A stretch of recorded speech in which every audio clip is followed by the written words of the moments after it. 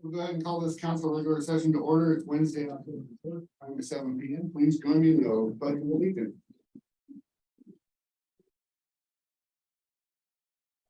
Pledge allegiance to the flag of the United States of America, to the republic for which it stands, one nation under God, indivisible, with liberty and justice for all.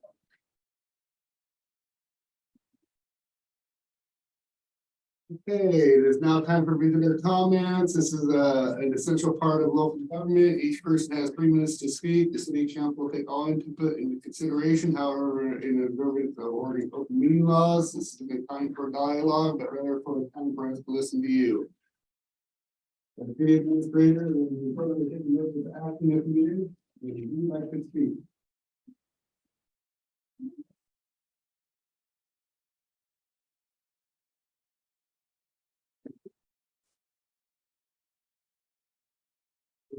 Please state your name for the record.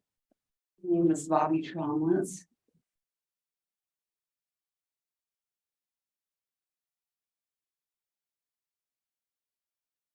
It appears that Sue Nelson and Matt Brown determined that the city of St. Helens needed an additional source of revenue.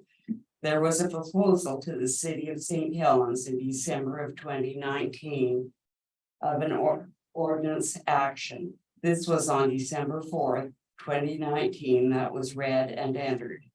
Then on December 18th was made law. This basically resulted in customers who hadn't previously been charged the storm drain utility fee. This would basically affect customers who reside in the county but purchase water from the city. The city sends out water bills each month, and they could have inserted notification for 4 months prior to placing on my neighbors and my April 2020 bill, which included the storm drain fix fee. This caused my neighbors and me to call the city for an explanation. This was their intent until they were subjected to questions of their flawed survey. The storm drain fix fee email was then sent because we drove on the city's roads to access our property. The city is operating in confusion.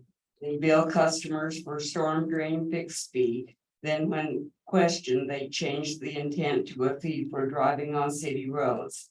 The city is misleading and using secrecy and silence and no explanation for the city's actions. This leads to a distrust of city government decisions. Thank you.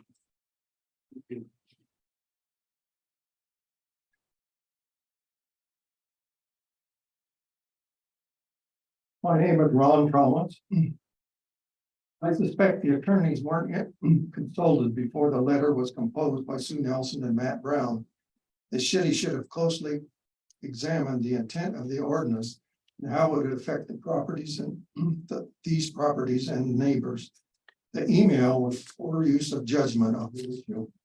The city did me a huge favor when they sent me the email. The first thing I did was send a letter to the Spotlight newspaper. Then I noted that all the properties on the north side of Pittsburgh Road drain down into the ditch on the north side of the Pittsburgh Road, which drains into Milton Creek. And if you drove west from the reservoir, you intersect with McNulty Water Service. So you have people who are buying water from the city, are being charged a storm drain fee, but now changed to for driving on city roads. The Multnomah people, their neighbors who are buying water from the Multnomah Water District, are not paying any such fee for driving on the city roads. Letter, this Spotlight printed my letter, which got an immediate response. The city refunded our money and removed storm drain future billing.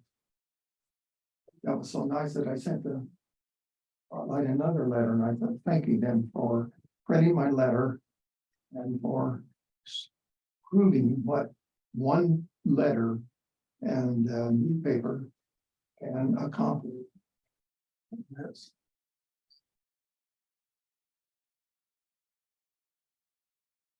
The city had no explanation. It creates confusion, and this reflects on the city's abilities. Thank you.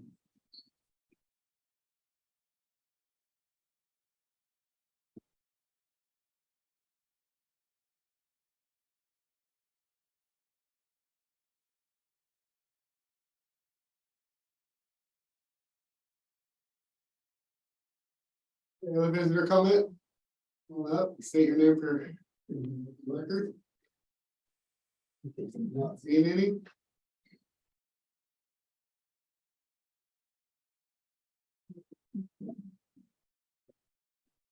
I just want to address that,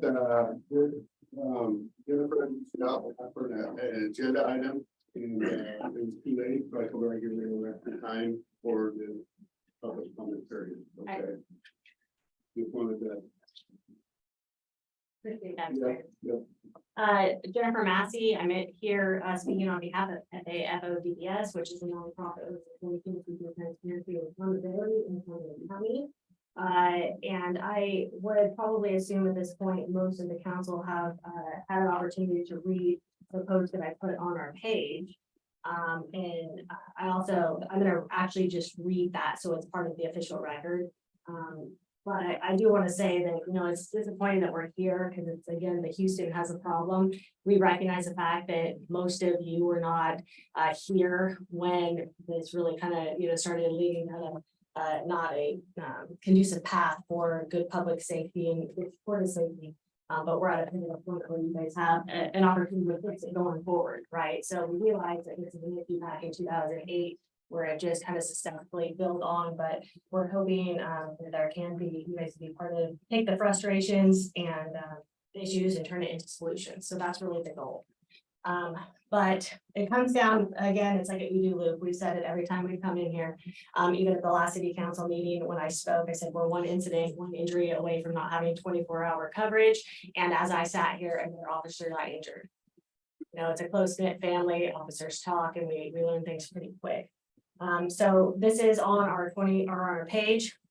Bye-bye to 24-hour coverage for the residents of St. Helens. Even worse, it's serious crime cases, investigations will be in desolate peril. Defunding the police is not the same as funding them, or is the same as funding them. There are not enough police officers, and now we're losing a detective to backfill the road.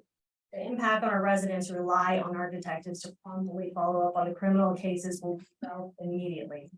Victims of crime will experience lengthy delays while suspects continue to victimize our resident due to insufficient police officers. The remaining detective will inherit all the criminal investigations with an average of 60 new cases monthly.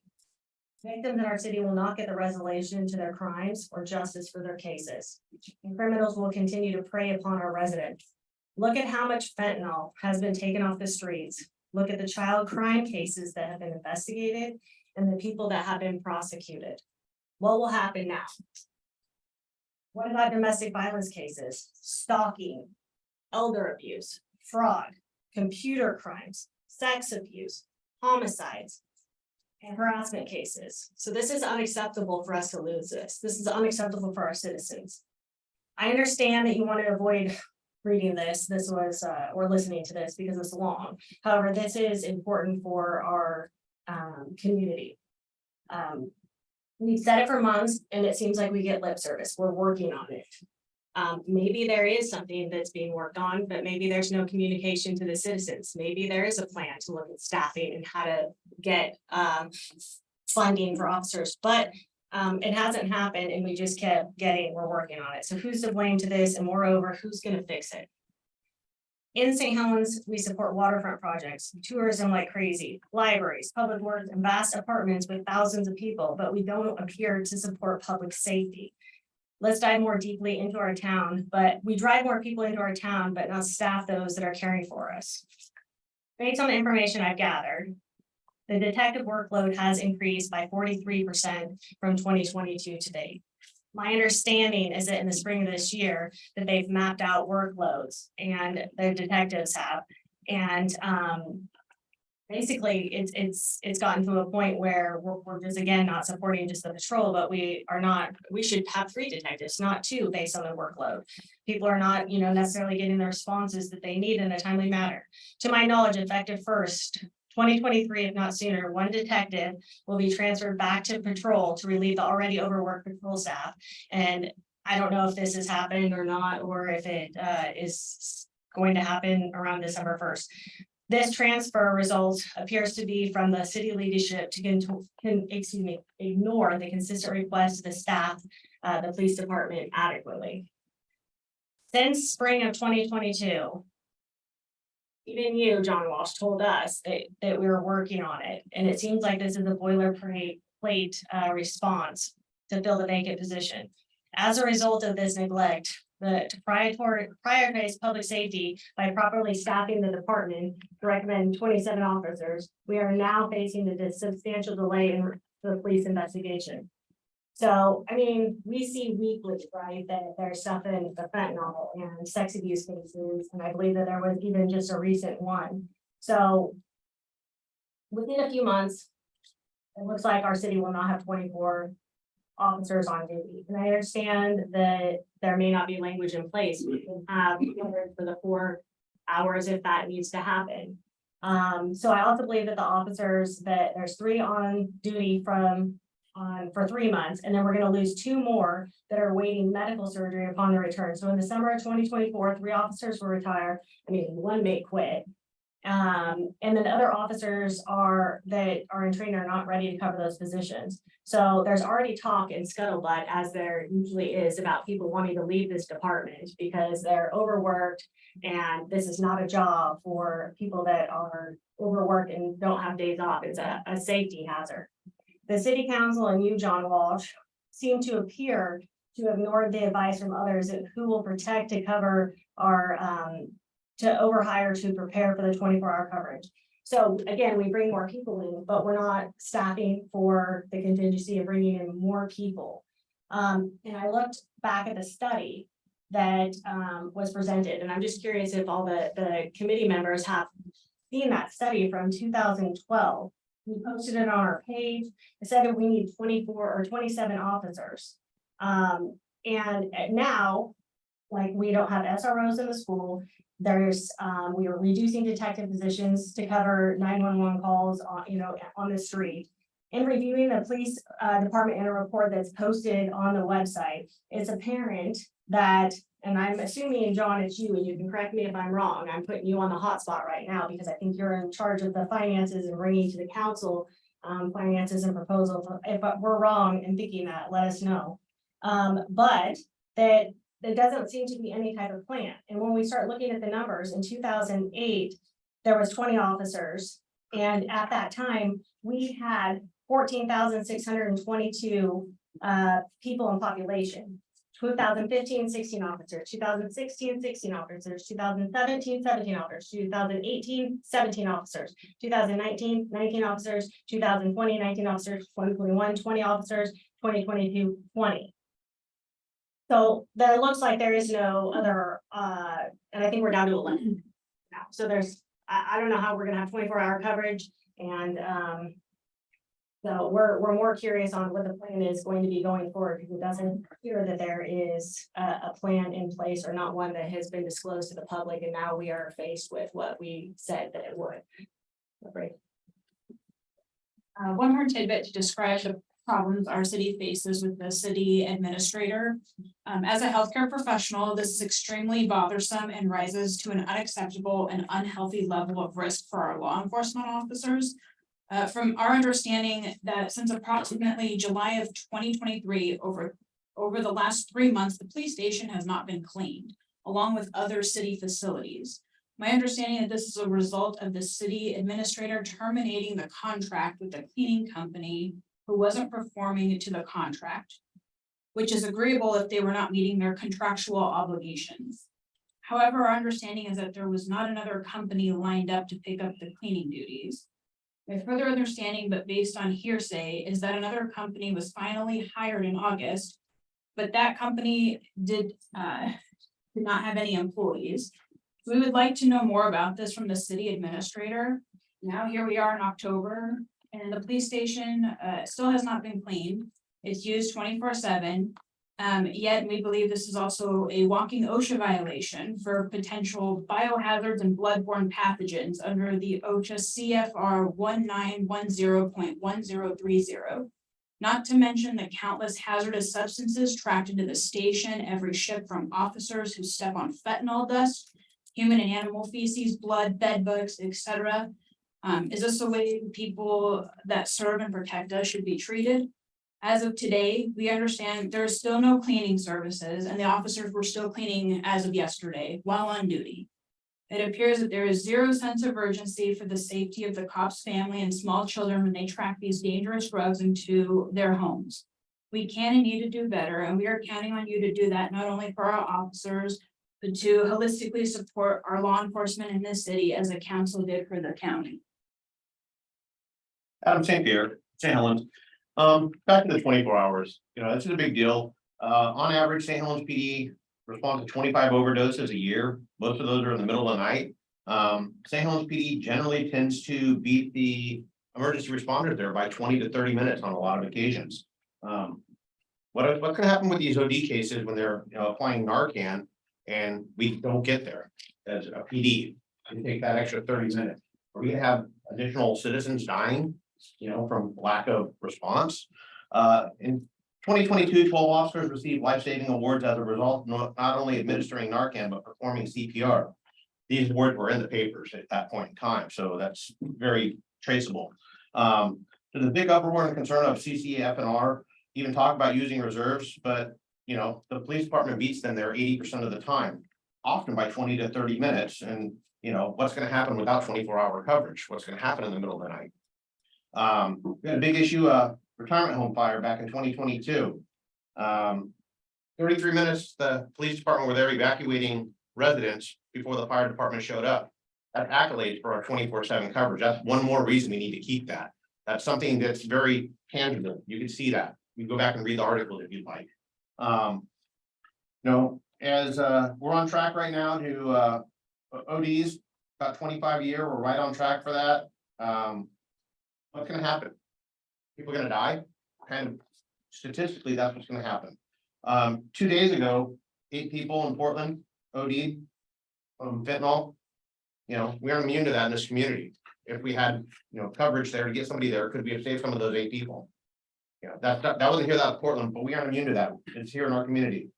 Our understanding is year to date, 2023, St. Helens PD is on track for the 25 calls, keeping pace with the prior year.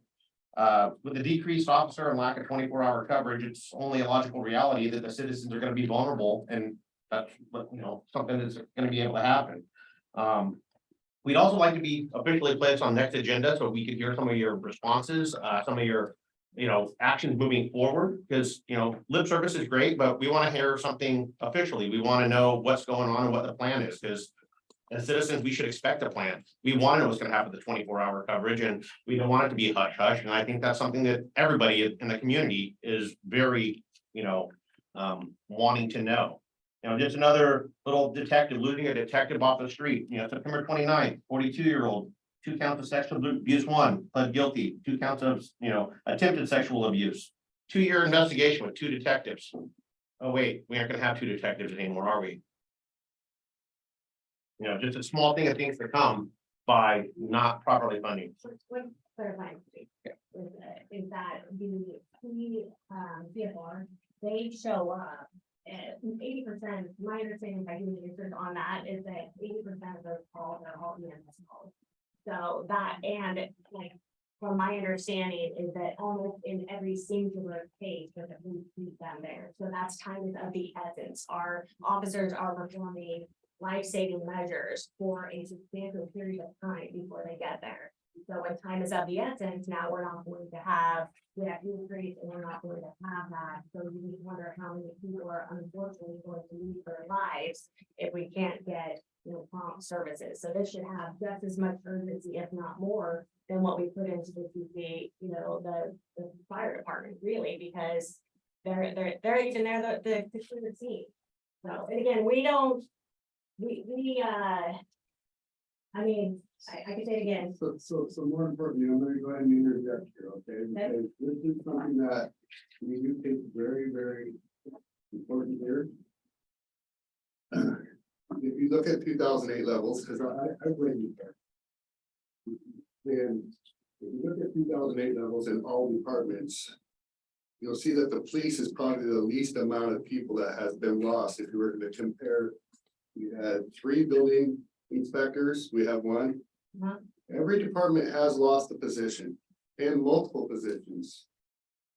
So I'm gonna disagree with what you had to write in that.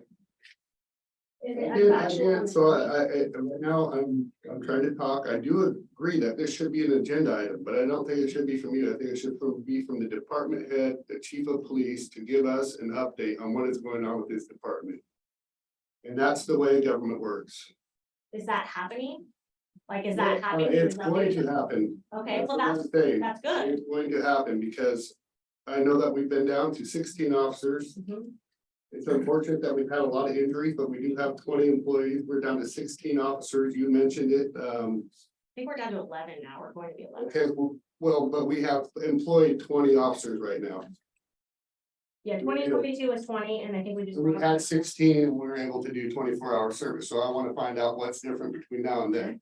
Okay, so I have some questions too. Okay. Okay, and to ask our chief of police. So I would agree there, but I want you to look at levelings from 2008 in all departments and compare them to where they are today as well, to be fair. Okay, Now, we could not control Armstrong World Industry leaving. And we could not control, and that we did not have any positions, by the way. When we found out that. And most recently, Boynton Cascade is a huge loss to our community. The tax revenue is what he's That's- referring to. I understand. And so Let me- I have my financial director here who can tell you that is very, very significant. And we are trying to manage a whole city where we have to give services to all departments. And I'm not kidding, every department has lost at least one. Like the library lost a position, didn't backfill it. Just most recently, Public Works, we're not backfilling that one. There's actually 3 empty positions there right now. That were never backfilled. And I think if you go back and you look at 2008 levels and why 2008 was so good is we had. And this is the main key element to our area. We need industry here, folks. That is the key element to a thriving community, is having that balance, and we have lost so much industry. Now, we had a full working paper mill. We had a veneer plant, even though it was shutting down, we still had the tax revenue in 2008. We had Stimson lumber. We had Armstrong World Industries. We had 4 good paying job mills here. That we're not only paying a huge tax base, but we're also pumping money into our economy. Through the citizenry and the good jobs and allowing us to, so that being said. We're not just, pulling these numbers out of nowhere, and we're not trying to pick on, and I just don't want to see. Department versus department, that's why I ask you to look at numbers, please, because we manage a whole city. And it's not fair to have any one department feel like they're singled out, that they get all the attention. The waterfront was a urban renewal that was back in 2016. It collects all the increments of tax gain, and it takes it from all the neighboring tax agencies, which are the fire district, the pool, the county, the school district. And the city of St. Helens, but it freezes it and it gathers it, any new construction. And it allows us to have a mechanism to work on that waterfront. Okay, that's where that money is coming from. That is not coming out of the general budget, okay? Just so you know, that is not where That it's. wasn't the point. We knew that. But you spoke that, it was It more was- important. I didn't say, it might have said it was more important. It certainly feels that way. It's more of the thought that we have to get industry here. I mean, my great grandfather was at Crown Zellerback in 1928, right? I understand it. But the point is that we've increased all these other things, which is fantastic. We need that. We've increased, I'm talking about the projects, which is great. We have now apartments here, but the problem is that where is the plan also to increase the public safety if we're bringing people in? There's got to be a balance. And I do think that there's more departments more important than others. I'm sorry. I think that the library should be looked at. I think it should, whether that's a hard decision or not. Law enforcement, like our public safety, I mean, that is a licensed position. If people are passionate about the library, we can minimize that, reduce the hours, and then have people volunteer. So, but we have a budget committee meeting, and that's how the budget's set. It's not John Wolf. You spoke on that. Too. Yeah, And it is a committee of us 5 and 5 others. And that set that and allow position to make room for that. So again, I don't want to divide or try to single anybody out. I want to, you brought up a good point. We'll have our chief here. And we can ask questions we want to ask, okay? like that. And that way we can get to the root cause, and we hear you. Okay. Okay. And we know that in 2016, they were able to manage and continue to do 24-hour service, so that's gonna be one of my questions. And we'll figure that out. And then if you disagree with something, you're more than welcome to come later that evening for a public comment, but you're not gonna be part of the conversation. This is between us and our department. And that's the bottom line. So I appreciate you showing up. And we understand the We severity of it. appreciate you allowing us to speak to. We also work about. We understand you guys inherited the problem. also. Yeah. We aren't blind to that. The problem was inherited. But, we're looking for solution. We want you guys to be part of the solution, not owning the problem, just saying it's a problem. We want to be part of the solution. I work in risk probability and severity. I have a degree in risk management and I also I worry about the liability of the city for how these officers are being overworked in a safe. Like it's a job that requires them to be alert and attentive. And when they're working, 14 out of 16 days and 18 out of 20 days or whatever it is, I mean, I know a significant amount personally. But that's also a safety issue, right? So, I mean, we don't want, this is like. I've lived here all my life. I know in years past, and I'll speak frankly, just because we are, I know that we laid off gun enforcement and the chief put on a uniform. It's happened before, so I mean, we'll figure it out. We'll Appreciate get there. Yep. And welcome aboard, by the way. Yes. Heck of a job, I mean, don't I? Yeah, you do, but we think this committee, we think this council could do it. So we think that everybody here can turn it around. Yeah. So, We're here because we feel it can happen. yeah, you guys are the people to make it happen. I mean, you guys have the backbone, so we're willing to help. If we need to apply for grants or we need to do anything, we'll put our, Yeah. When we get a police station, we'll be able to apply for. Yes, yes. you know what? We'll be back on that one for the agenda. We're ready to talk about that one. Thanks, guys, and thank you for allowing us to talk. And again, they did ask for an agenda item, so I allowed them to speak, but that's why she reached out to me, I think it was Thursday or Friday, and I told her you were so a couple days too late, so go ahead. But please state your name for the record. Thank you very much. My name's Drew Leda and I'm a candidate for House District 31. Mr. Mayor, members of the St. Helens City Council and fellow Oregonians. I sit before you today as a candidate for House District 31 to address the fundamental principle that transcends any political lines. It's the importance of equipping our public safety officers to protect and serve. St. Helens is the heart of House District 31. All of you presiding here have a shared commitment to keeping St. Helens safe. And I'm sure you all understand the need for cooperation and collaboration to protect this beautiful city.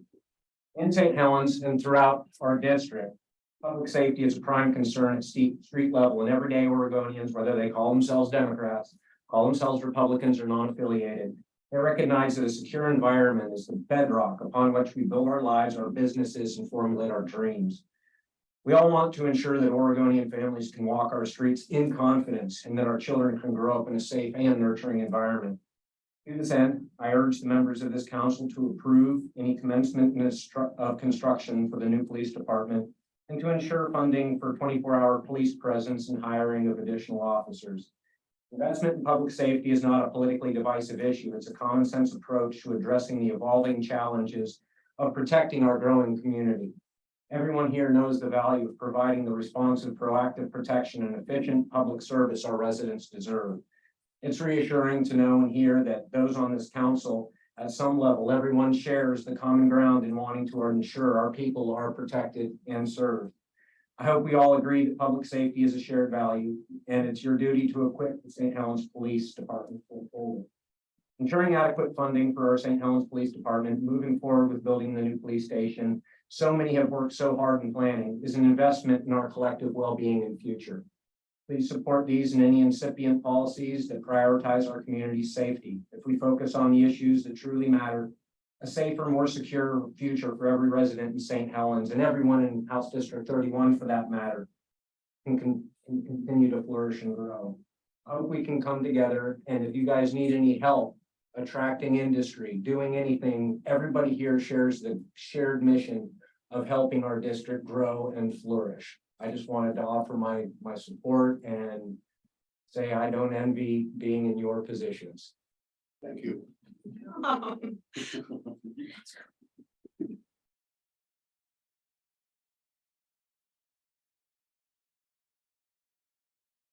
And my name is Jenny Gilbert. I am a St. Helens resident. I prepared a statement, but I also wanted to touch on what you were saying, Mayor.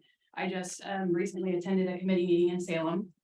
Who was the entire committee was talking to the concerns that we were talking about tonight, how they're choosing between staffing libraries, staffing public work, and staffing their law enforcement. Mayor Ted Wheeler was also in on this committee meeting. Hands down, priority was police. Our entire state is suffering right now under the homelessness issues, the drugs under Measure 110, et cetera. And they're trying to figure out, it's actually going to be in the session in 2024. How do we fund our law enforcement? Because the entire state is suffering. I just wanted to touch on that.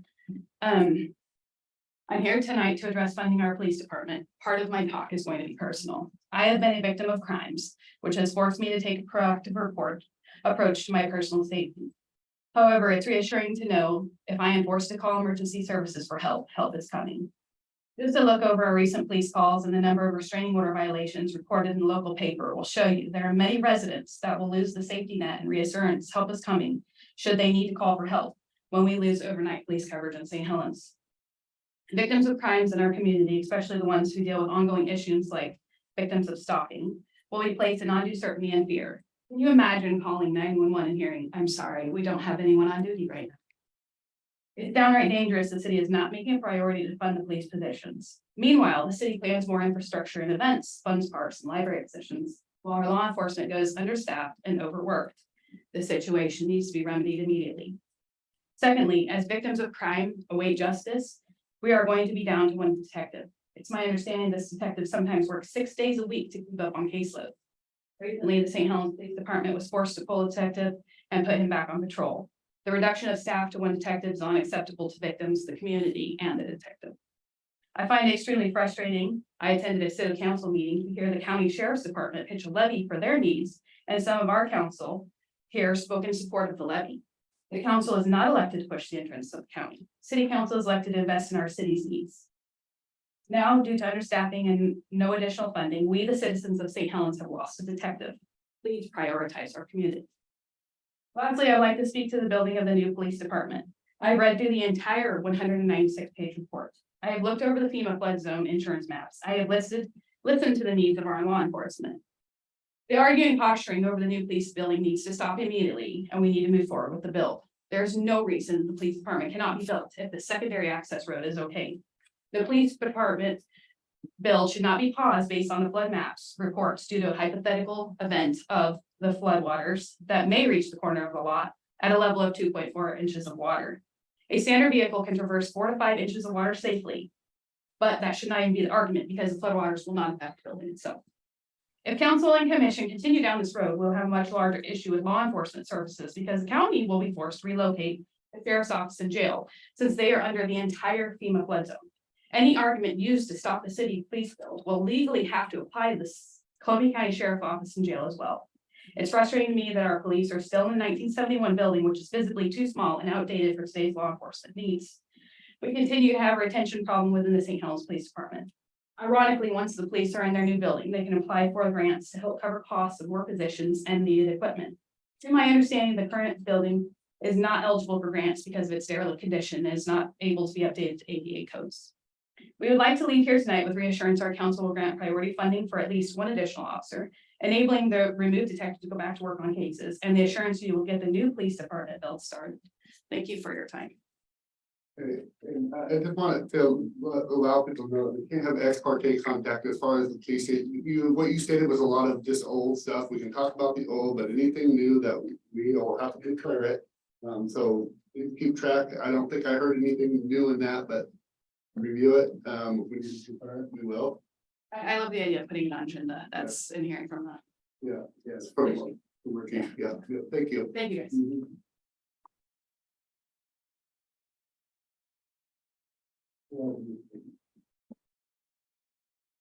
Good evening, Steve Toskey and Robin Toskey. I came to talk about this police station thing, and I am gonna echo the mayor's comments, and that is that the citizen group that came here, they do not represent the police. They do not speak for the police. They don't speak for the police union. I think we have a contract that requires 24/7 coverage from our police. I don't see any representative of the police sitting here saying that we're at risk for that at all.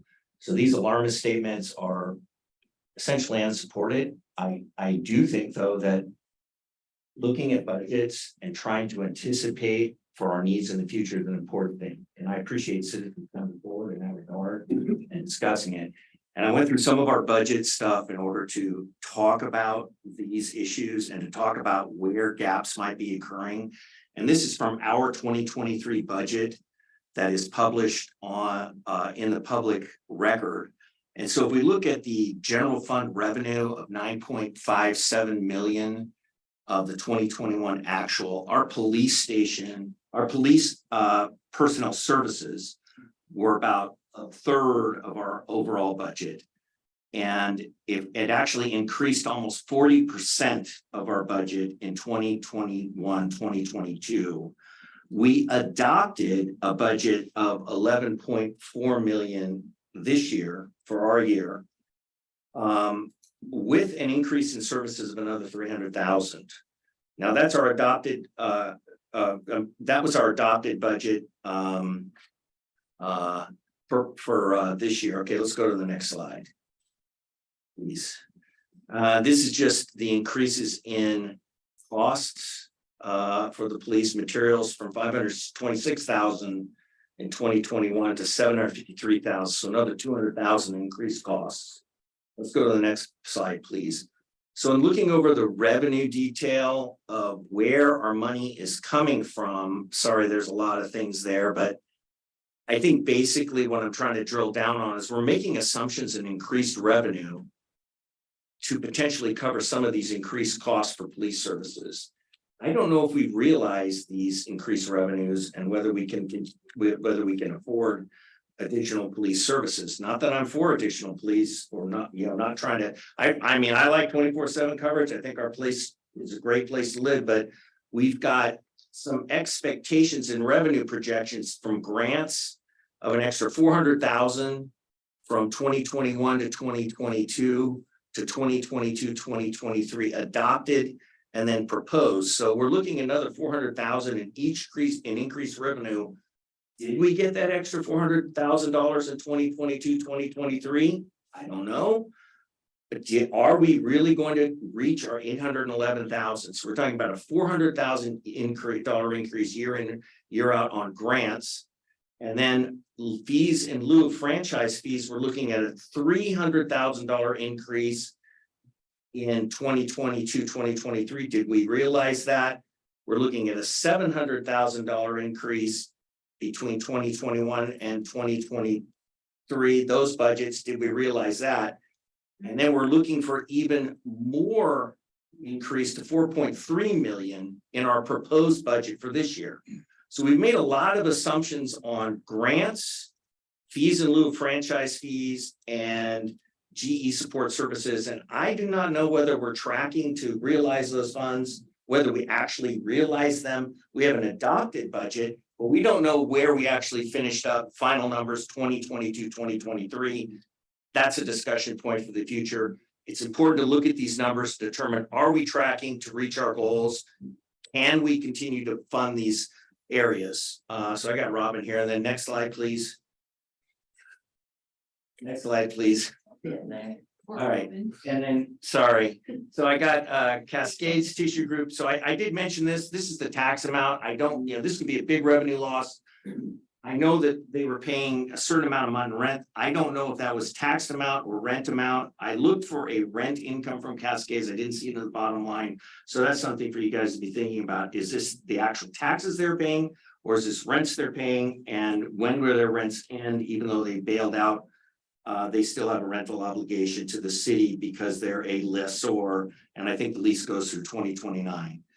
Next slide, please. And so here is the 2021 budget data. And so I noticed how this group was trying to express concerns about police performance services in terms of data. And this is how the data has been traditionally tracked by the city through our 2021 budget. Number of sworn officers, what our population is, sworn officers per thousand, the dispatch activity, annual activity per officer, annual case numbers. This is how year in, year out, we've been tracking our needs as a city and how we are looking at our data. It wasn't in the 2021 budget, or wasn't in the 2022 budget, it wasn't in the 2023 budget. And so I think we should be, when we're talking about police performance data and whether our police are keeping up with our data, I believe that we should be comparing apples to apples. So I would ask that if the city is intending to move forward on this issue and trying to have a conversation about what are our needs for police services, to make sure these numbers are carried forward so that we can compare traditionally. We've got a metric that we've been using for years.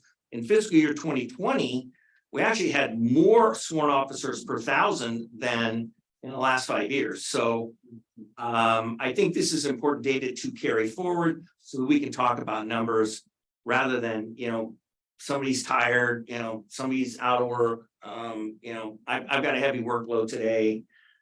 These are anecdotal things. This is broad spectrum numbers over our entire department.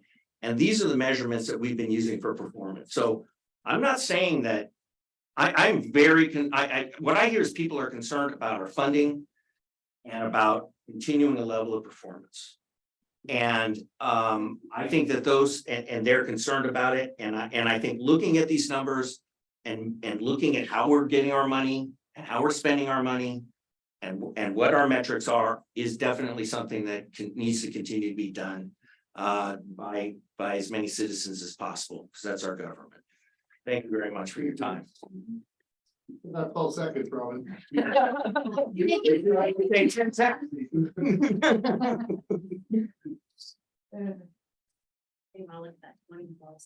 All right, who's next? So this doesn't matter. That's 27 based on.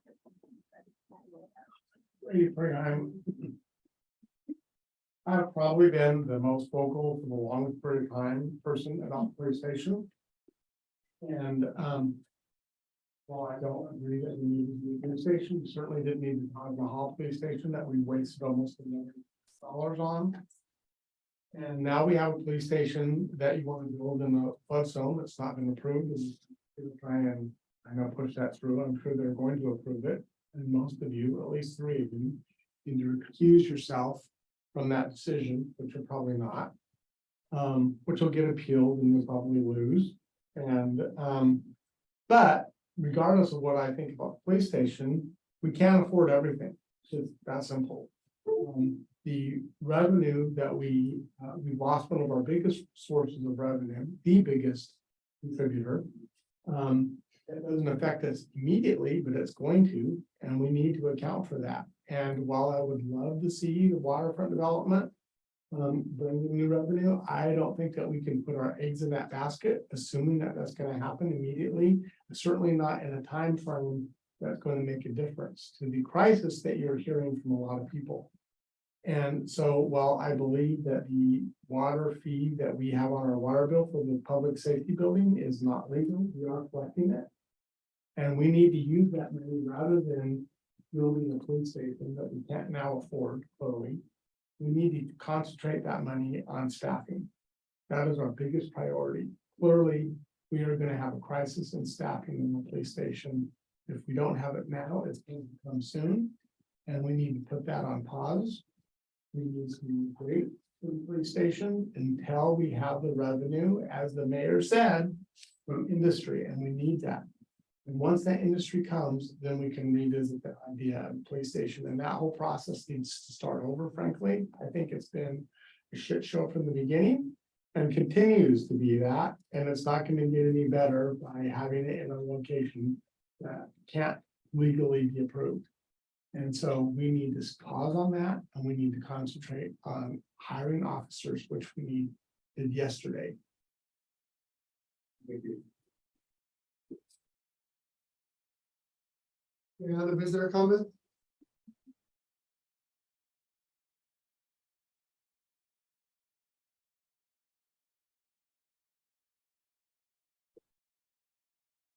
Stephen Topaz, 360 St. Helens Street. Same statement as last session. First, I verbally delivered some thoughts and facts on September 20th work session and gave them to the recorder in writing. What is published in this meeting's agenda are not the words I used, nor the words I presented and reported. The statement that proposes to be my presentation is a lie. This Topaz notes lack of correctness in following procedures has been a long-term problem for the city of St. Helens. When I was in the council, there was a resolution. As I remember, the number is 1872, which gave John Walsh the power to negotiate the sales contract and sign for sale of the city property to a grow operator. The vote was 4-1. I voted against the measure. The record showed that I voted for the resolution. I mentioned this to Kathy Payne. She determined that I did not vote for the resolution. She would correct it in the minutes. That was never done correctly. It would have had to been brought to the city council to correct the oversight. The sale of city property to a grow operator has been made null and void by the courts for not following correct procedures for disposing of surplus city property. Legal procedures at the time. And this is what's happening right now. The last activity was 9/6/23. The appeal has been removed from the settlement conference program because the settlement conference program takes place at the beginning of an appeal and pauses the appeal. For all intents and purposes, it is an appeal that has just been filed a month ago, even though it actually filed 2 years ago in 9/22/21. Transcript is due 10/6/23. The opening brief by the appellate will not be due until probably sometime around January, and extensions are very common in the briefing stage.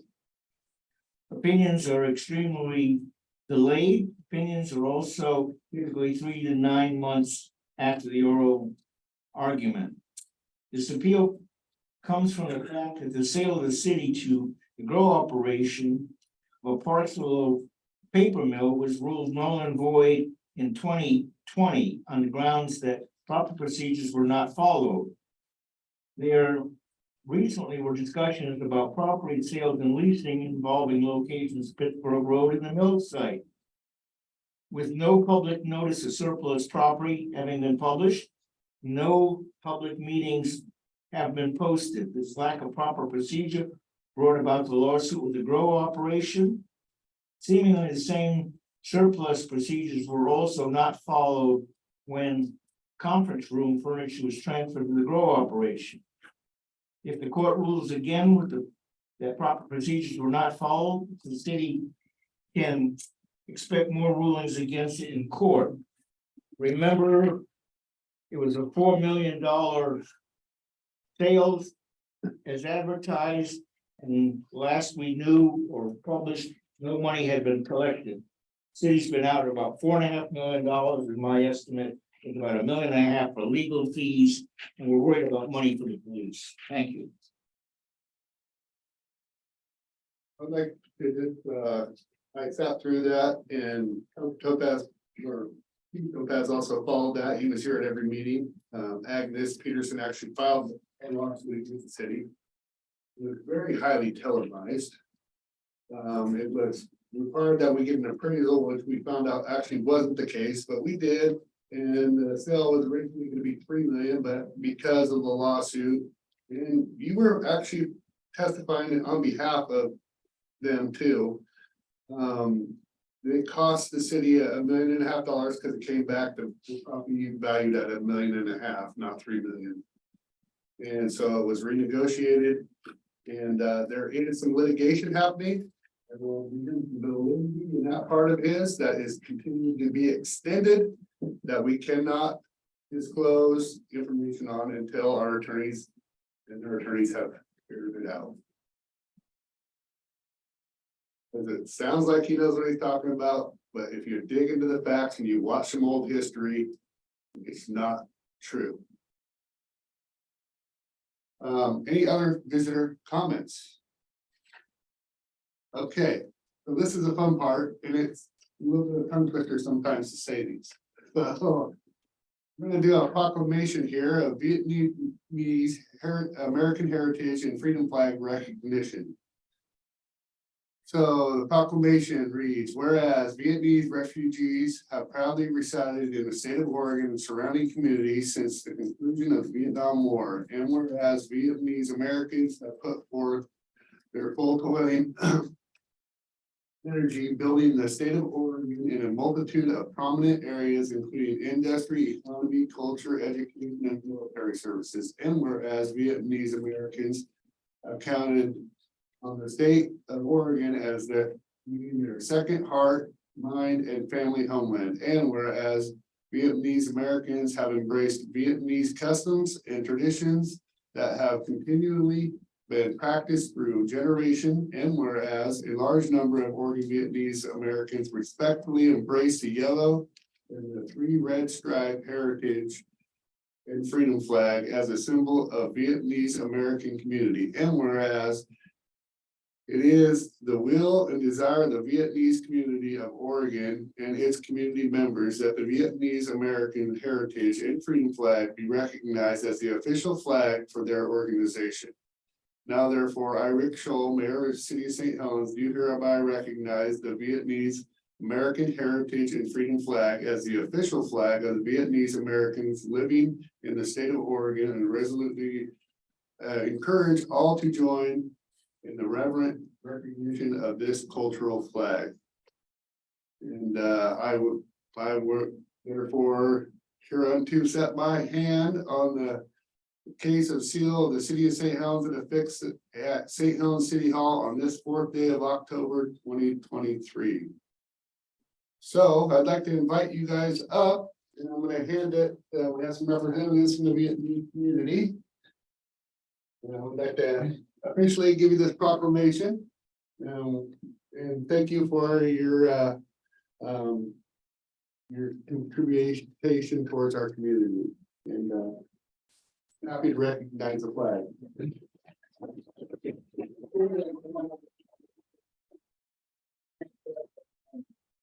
Ladies and gentlemen, my name is Thao Từ. I am resident of the Vietnamese community of Oregon. On behalf of the Vietnamese community, thank you so much for recognizing the Vietnamese American heritage and freedom flag with this proclamation. And here you are, this is the certificate of appreciation. Wow, I got something. Thank you so much. Thank you so much. And this is Yes. the flag. Let me, this is the symbol of the Vietnamese American in USA and also in Oregon, the city of St. Helen, I think. Yeah. Excellent. Yeah. Look at that.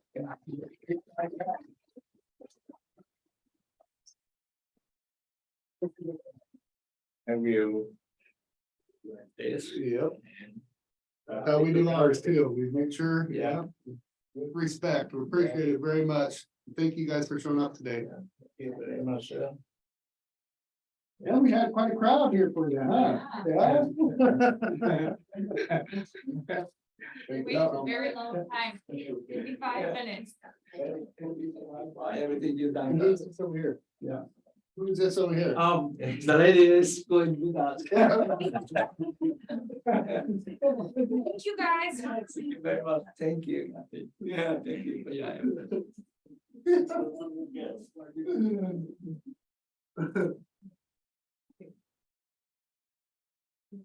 Okay, resolution number 1993, a resolution to amend the city of St. Helens personnel policy and procedures handbooks, resolution number 1913 as amended regarding payroll policies, family medical leave, calculation period, and paid leave Oregon policy.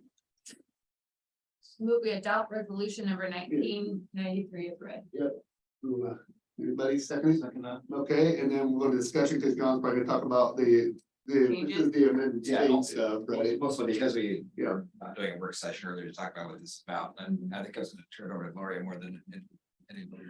So the first part of that being the Run into regarding the payroll policies and the it's the pay period. And we are, this adopts the going back to a once a month pay period. And it'll begin October 20th will be our first monthly payroll. Okay. So then we'll get a full check in November. Right. Yes. reading efficiencies. Yes, yes, so it'll be a great efficiency improvement for the finance department. Sounds good.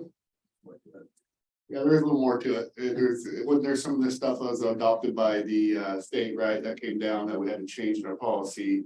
And I think we did discuss that as a council though, didn't we? Yeah, we did, and then they did some more changing, so CIS came out with some more language to use, so that's what a lot of that is changing the language. Yeah, the new change state with the- program for paid leave Oregon's Yeah. coming into effect and how we measure forwards versus back and. Yeah. Rolling 12-month period and. Hey, any other discussion from any council members on this before we have a motion that's been made and seconded? Well, when you consulted with the staff about changing the paydays, what? kind We of did, response we did you had get? we had a comment period and that ended on September 22nd. And the only comments that we received back was positive. Okay, I just know that it had just been changed not that long ago, so just curious how they felt about that. Okay, good. Yes.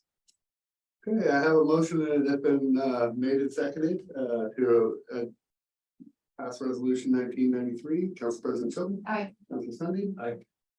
Councilor Henderson. Aye. Councilor Hubbard. Aye as well.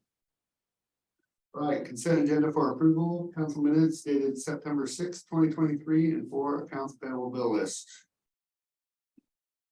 Make a motion to approve line item 3, the council minutes dated September 6th, and number 4 accounts payable lists. Okay, motion's been made and seconded to approve consent agenda for approval 3 and 4. Any discussion? Not hearing any. Council President Chilton. Aye. Councilor Sunday. Aye. Councilor Anderson. Aye. Councilor Hubbard. Aye. I'm an aye as well. Okay, work session, action item, review leak adjustment, request from Doug Morton.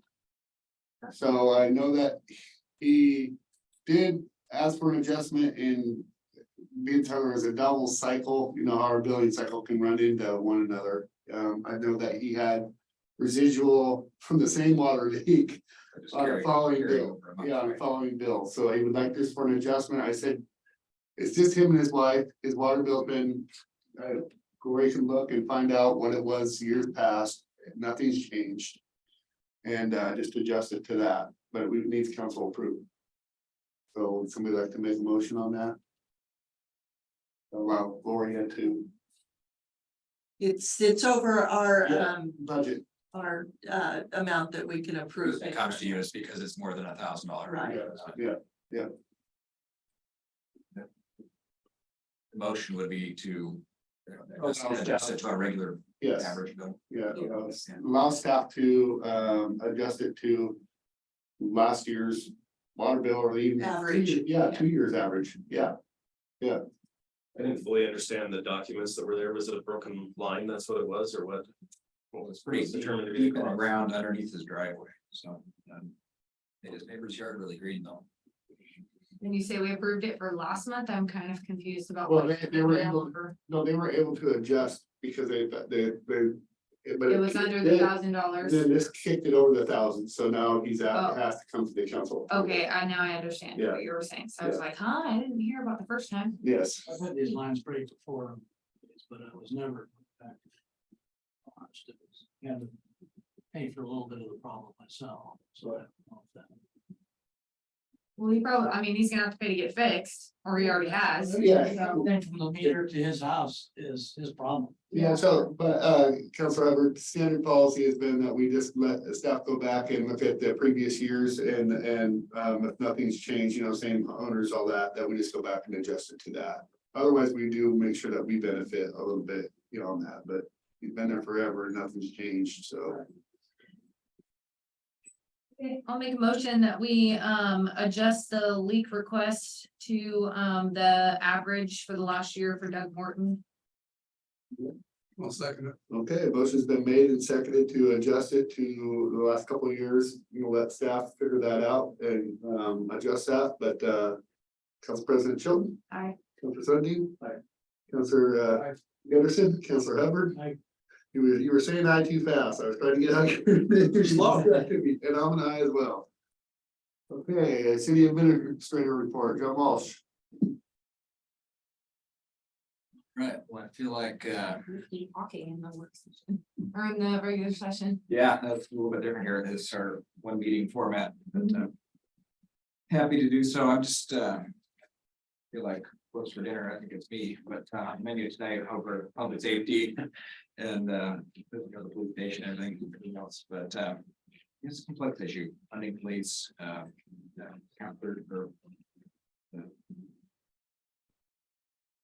Utowski, and it is reported that brought up how our budget looks over years, but what it doesn't show, it makes it even worse, is the one-time revenue that came into our budget through the ARPA funding that's coming through, up in the budget up, and all the the year where it all fills out. Good point. That there's a wave here that's, you don't even, I mean, we know it's coming, that's forecasted it not being there. That's a good point, and that was part of the parks, funding too, that will be going away. Parks Yes. funding, Yes. yeah, there's several positions that were funded with ARPA. Yeah. So, yeah, we're working on it. We are working on it. I meet with the chief often to discuss issues like this. And, The performance chart was helpful. One that yes, shows yours now. I mean, that's quite readable to see what goes on. It shows you what's happening. You should see the chief's presentation. He has lots of numbers and really good information, so hopefully he brings that soon so you can see it, because I think you'll learn a lot about it from that. and to large piece, the staffing of additional police is, it's not a demand issue. We know there's demand. I mean, it's the ability to pay for it. And we do budgets, we build them, the staff tries to deliver you sustainable budgets that are good over time, and one-time revenues don't really hit you there. They're, you know, they're gone. Well, my biggest thing is, again, thinking is huge, but we manage a whole city and we don't want to get into this, you know, because it felt like it was like pitting, different entities against others, like they get treated better than we do, and then that's not what we want. That's not good for anybody. It's not good for morale. It's not good for, I mean, there's been cuts everywhere.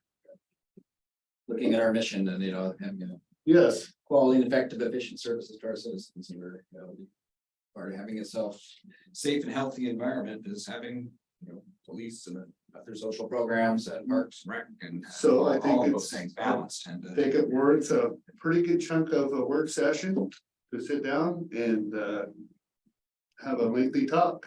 And that's where we're at. Yep. And ask those tough questions and ask the tough questions of us if needed. Well, and I don't mean to put Gloria on the spot, but I think it would be nice to have, Director of Finance there also to talk about those constraints and to talk about some of those nitty gritty points of trying to hire people on temporary budgets, because I think that's important. And I think that would be, is part of it, yeah. Yep, because it's all about the funding, it is. We want to say yes. I mean, we were ready to be, Be realistic. we were really like, we're gonna figure this out, and then literally they announced they're shutting down their second machine and leaving completely. I mean, literally, right after, we're like, we're gonna figure this out, that's a big blow. $1 million of machinery down there that they're putting to rest. That were taxed. And a lot of jobs, a lot of utility usage and, yeah. And I will have to say that a lot of my time has been centered lately around this app as the wind down of Cascades, other economic release on the site, and there's a lot going on. It's been very consuming with that. This morning I was in Austin, Texas. Coming home from the ICMA conference, which is the International City Managers Conference, and there's about 5,500 managers from around the world coming, and it's just a fantastic opportunity to learn, grow, and share other city managers. And so there's 150 different tracks, sessions, material. It's all attended, recorded. I've just never seen it. Anything quite like it. And I met last night with a group from Australia that was they manage shires and provinces and things of all sizes, and it's really kind of fun to see how they govern and share stories, pictures of where they lived and things like that. Show them St. Helens. We had a great time. And Oregon is this year of this national group. It is mostly U.S. citizens, but it's Canada around the globe. There's Africa and everywhere else, but Jeff Towery is a guy from city manager from McMinnville, is the president of that league this year, which is pretty distinguished. So having the Oregon people there is representing that, it's really great. There was one of the sessions was from a city called Conways, South Carolina. It's a community of about 30,000 people. And what intrigued me about the session title was how we won October. Okay, how did you win October? Like, hold on a second. Yeah. I think we won. So they go in and they're really energetic, excited, more pretty affluent, and they went in and we're going to become the Halloween of Halloweens, right? And so they actually went and did a resolution. They changed the name of the city to Halloween. Wow. For 1 month out of That's a good idea. October, and it's not official. I think, but Don't let Tina hear that. I know. We already had the road. We didn't need a road. they started off by buying pumpkins, these little plastic pumpkins. I don't know where the kids had. They bought like 10,000 of these pumpkins and drilled holes in them and hung them on all the trees. And then they I've got seen that. lights and they got skeletons and they were really bragging about, how they altered tourism by 18%. And I was like, after the session, I had to come up and give a friendly poke. It's like, said, you're not really Halloween.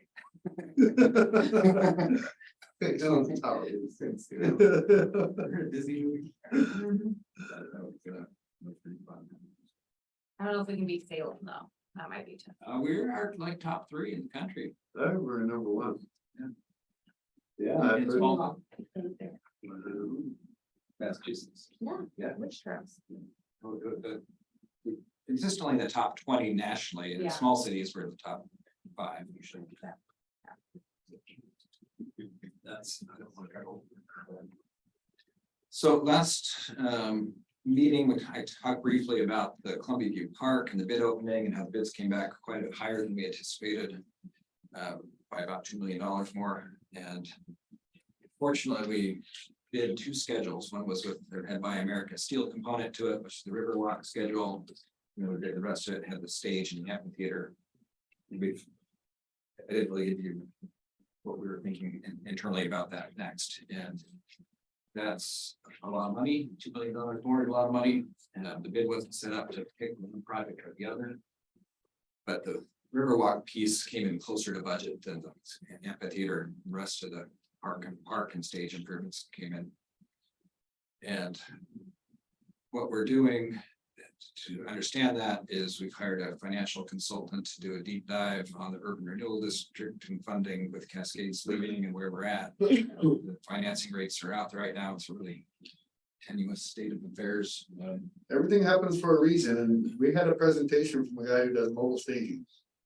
I'm just saying that, everything happens for a reason. Nice plug. I'm not plugging that.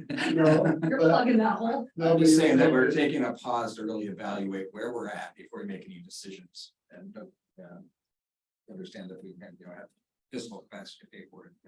But at this point, it looks like, and mostly because the Riverwalk has a huge component of grant to it, like $1.5 million grant, that we want to take advantage of that. We don't want to let those expire. You have to match, right? And we have to match for it. Right. So I think we're in a good space there.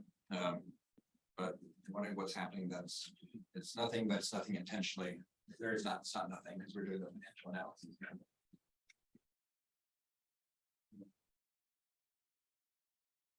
Yeah, that's mostly what I had. I already talked about the impacts of Cascades and the development interests that we're having. That's it. Okay. All right, Council President Chilton.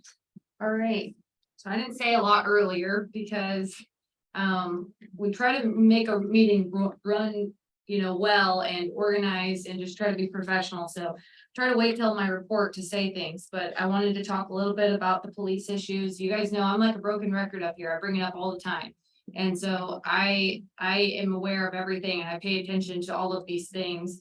And one of the things that was brought up today in public comment kind of got to me a little bit, which is the staffing analysis that we're referring to is from 2012. It's 11 years of change in population, where I don't even know what the population was 11 years ago, but I guarantee you it's probably tripled No, in size, doubled. no, It hasn't doubled. No. So we were 14,000 people in it's barely doubled since I've been alive. 2012. It's barely doubled since I've been alive. It's under 12. Yeah. So it No, was under 12.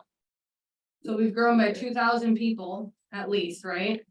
We're over 14,000 and that's to be determined with the apartments too. well, I just wanted to make sure that you were correct on that because it was 7,000 something when I was 6. Well, one of the things that we are gonna hear from when the police chief comes forward is that the staffing analysis needs to be redone to reflect the current state of the city.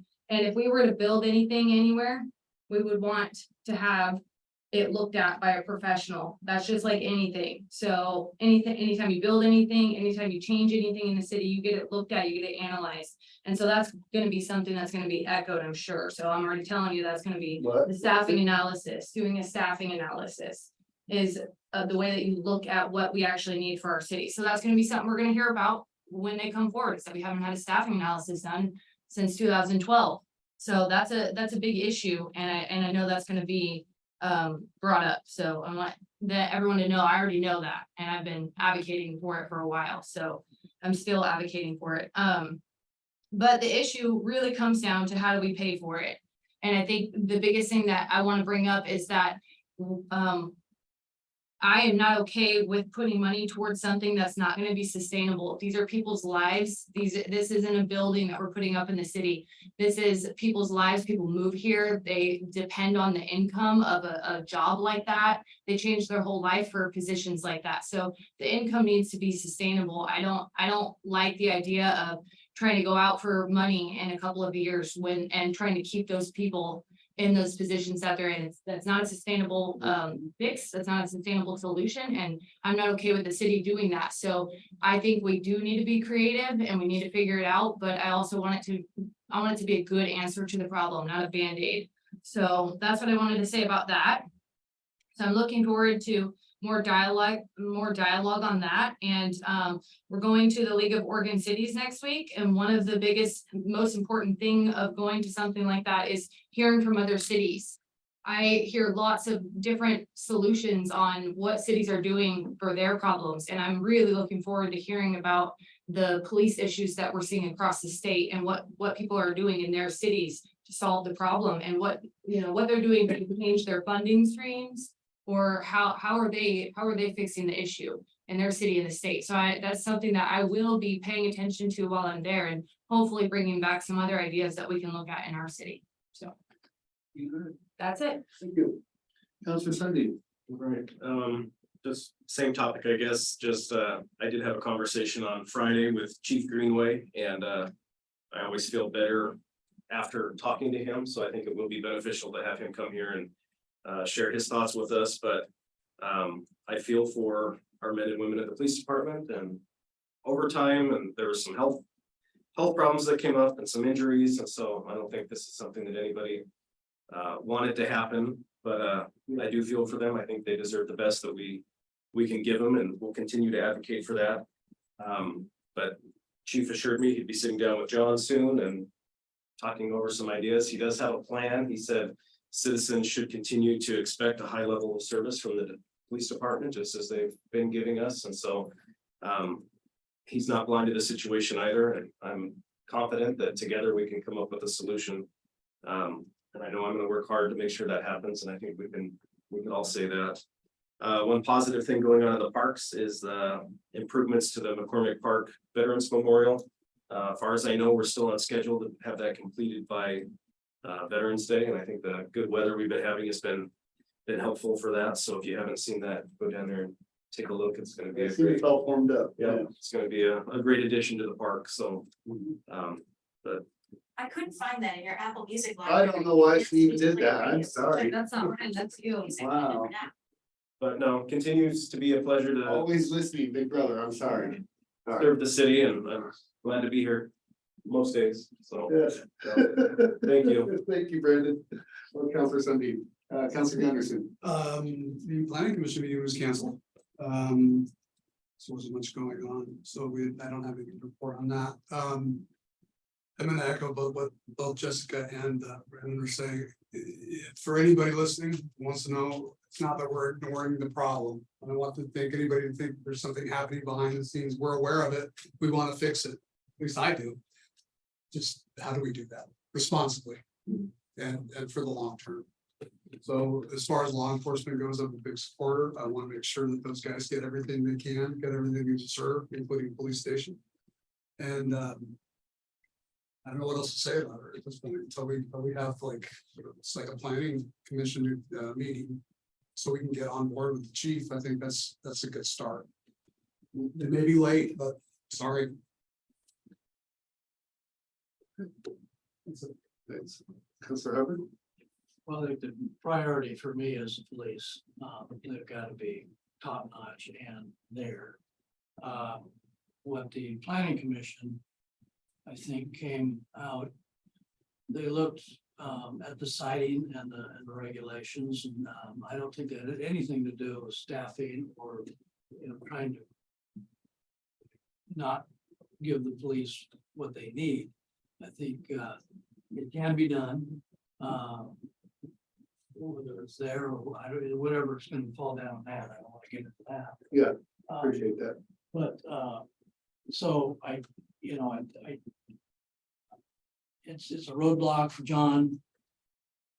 Because he's got to go some other steps or whatever, but I think the process was through the planning commission was good, but it had nothing to do with staffing. All right, anything else? Okay, just want to make sure. Except I'm overwhelmed a little bit. And it takes a while Oh, yeah. for all of us. I mean, just so you know, because all of a sudden it's like, I didn't realize there was this many moving parts and I got, and all the acronyms and just, I mean, from every little thing, it's like, so like I said, feel free to reach out anytime. It would be nice if we'd have boarded you a month earlier, we'd have got you into the League of Oregon Cities, was just kind of let's come in, but we'll make sure that there's probably gonna be newly elected officials for PSU in January, maybe. I followed that with the planning commission. We were part of that too. I followed their letters and everything, but never. Oh, you can actually go in and you meet with other electeds and seasoned people will teach you how to, yes, it's very helpful. It helped me out tremendously, so Kathy's writing it down right now, so. And it's in the off season, so it's good, it's just right in downtown Portland. Off season. Yeah, I know. You know. Well, all right. Maybe it's just a landscaper thing.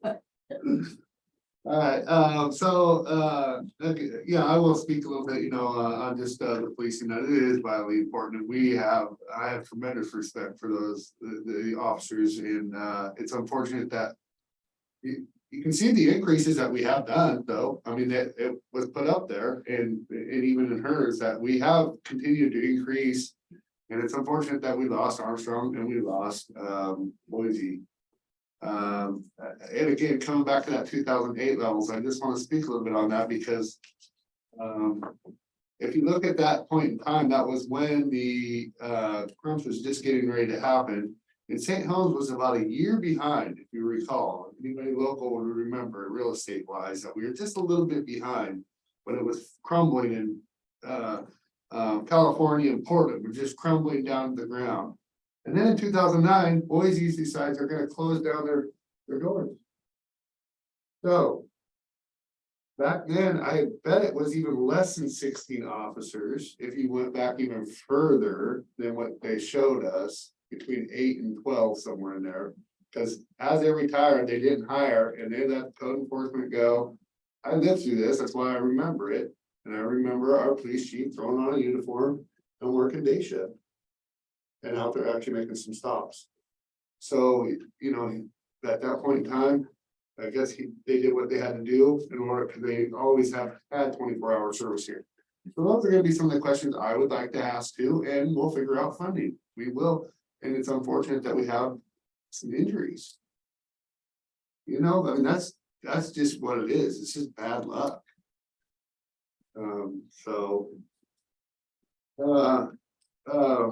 Monday I was on TV for Coin 6, was able to talk about Hometown, the waterfront redevelopment, and they asked about police station, so I mentioned that it's long overdue, 50-year-old police station that's 2,200 square feet is it's time. So it's wow, that's a lot. So looking forward to the league coming up, League Oregon Cities.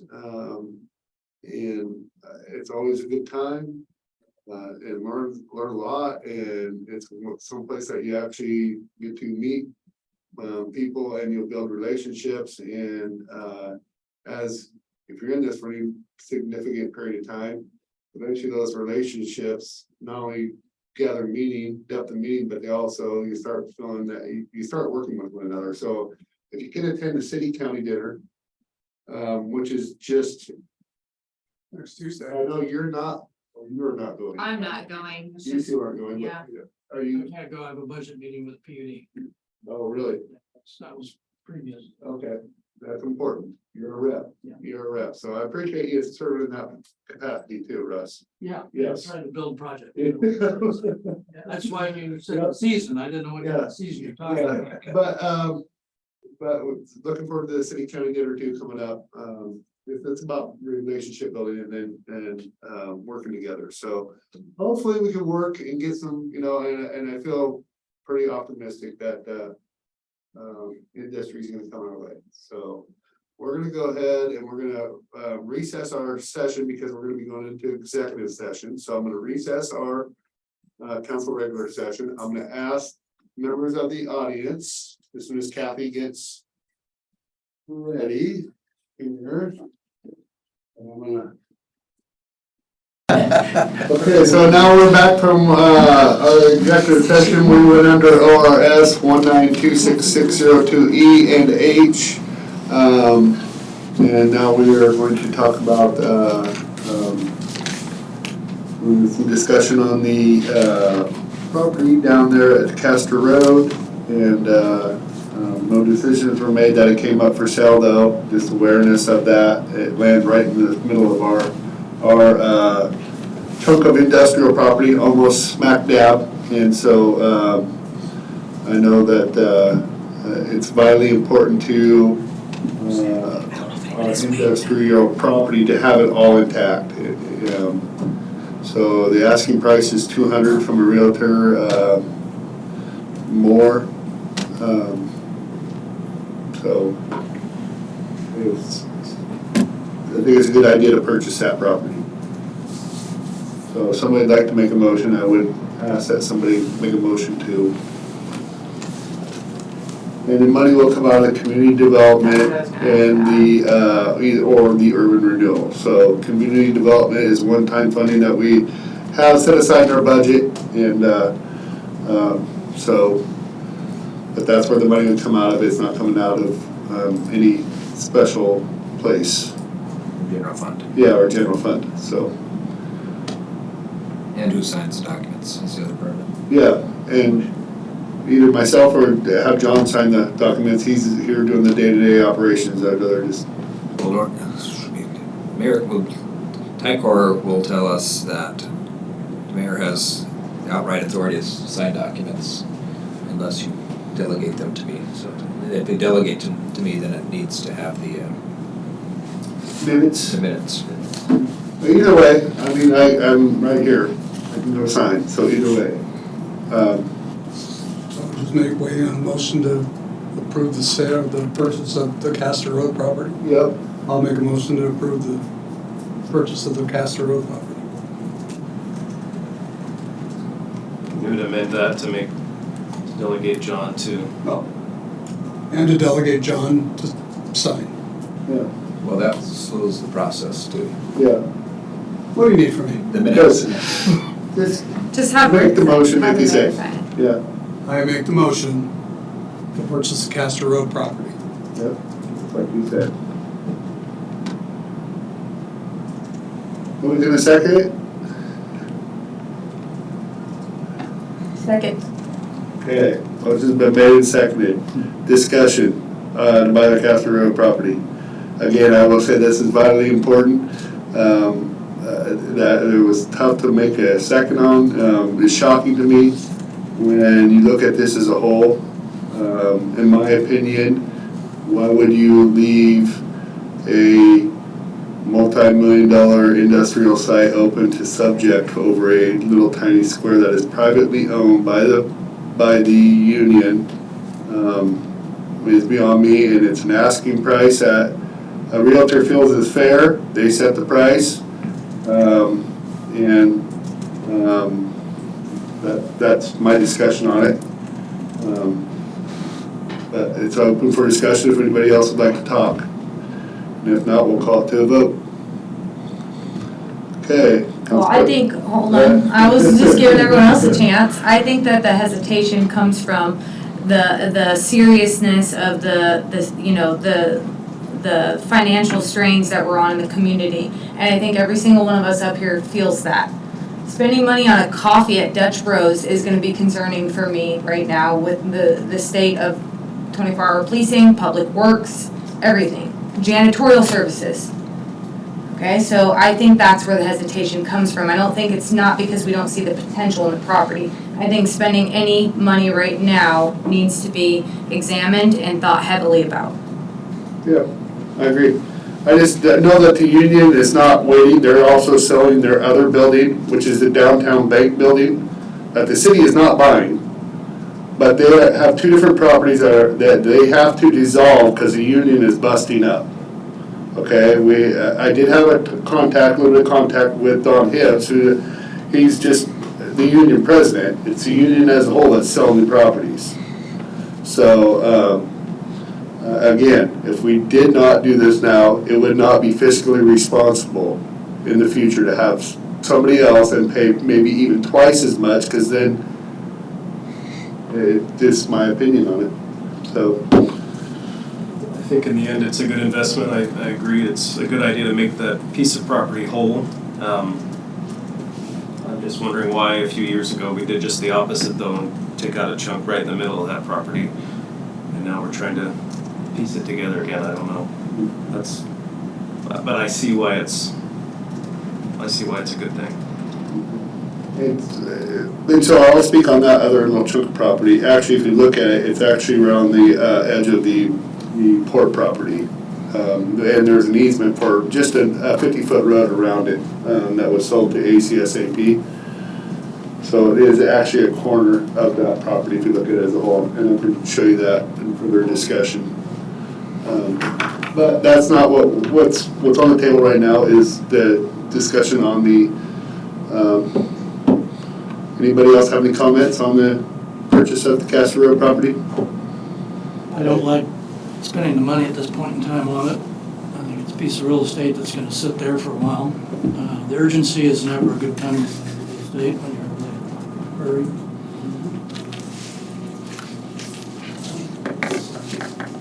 Down the road, for more money when you lose off. So, you know, you gotta watch the purchases right now, see. Sure. Do we see a need right at this time to do that? Is it essential? Yes. So. I'm not familiar with the whole thing being new, and I don't know the whole process that's going on out there. I need to get out to the site. I relate to That's fair enough. physically Yeah. see what's going on. That's That fair really enough. means a lot to me. And I could have more of a positive attitude. So I guess my agreement right now is it's money right now, but I mean, I could. Again, I'm not a realtor, they set the price, and I'm sure it's fair, I would, she's a local realtor, Katie Moore, I would hope that, I would hope that would be the case, and I think it's, plenty of other people in that industry that, would say, why didn't you act and buy it, in my opinion, and we could actually, I just think that it's time to move on that property. It's a no-brainer, actually. If you're a developer and you have the means and you can sit and buy property and sit on it, then Russ's approach is 100% right. But when you have a little chunk in the middle of a huge acre, 204 acre, that could stop a huge building from going in and potentially $1 billion investment. I think now's the time to act. How many square feet is it? It's about 10,000. 10. 9,600. It's got a metal building and it's got asphalt around it and concrete on the floor. Pretty big slider. There's an RV park down there right now. $20 a foot. Okay. Any more discussion? You guys ready to get out of here? I am. I could stay all night. Council President Chapman? Yeah. Council President? Councilor Gunderson? Councilor Hubbard? Aye. And I'm an aye as well. All right. With that, we are adjourned. I'm staying. Why are you guys stressing me out like that, okay? You're all stressing me out, then I'm like, I don't know what I'm gonna vote. I'm still